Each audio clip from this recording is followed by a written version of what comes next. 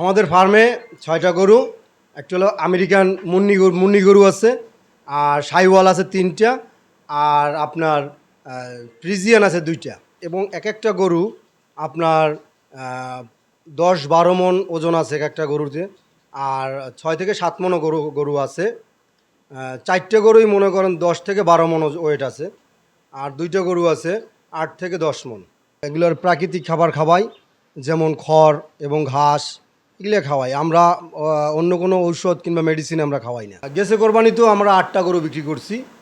এবার এই কোরবানিতে 6টা গরু আমরা বিক্রি করার জন্য লালন পালন করছি, দাঁড়া করাইছি। 6টা গরু ফার্মে বড় জাতের তৈরি হয়েছে।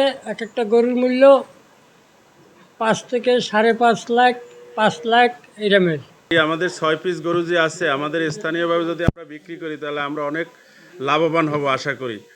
তো আমরা যদি এই গরুগুলি ঢাকায় হাট বাজারে নিয়েই, তাহলে আমাদের অনেক কস্ট বেড়ে যাবে এবং আমরা ক্ষতিগ্রস্ত হব। আমাদের এখানে কোরবানির চাহিদা হলো 2820টি।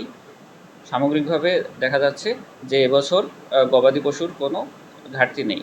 মানুষজন নির্বিঘ্নে নিশ্চিন্তে এবছর কোরবানি করতে পারবে বলে আমার বিশ্বাস। আমাদের এখানে একটি বিশেষ ফার্মাসি মাসুমাইয়া অ্যাগ্রো, ওনারা আমাদের পরামর্শক্রমে বৈজ্ঞানিক পদ্ধতিতে গবাদি পশু হৃষ্টপুষ্টকরণ করেছেন।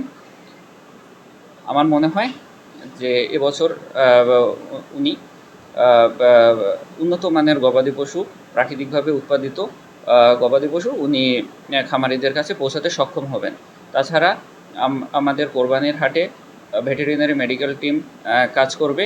তাদের কাজ হবে গবাদি পশুর ওজন নির্ণয়, বয়স নির্ণয়, গবাদি পশুর কোনো খুঁত থাকলে তার ব্যাপারে বিশেষজ্ঞ পরামর্শ প্রদান, গবাদি পশুর গর্ভ পরীক্ষা এবং কোনো পশু যদি অসুস্থ হয় তার চিকিৎসা করা।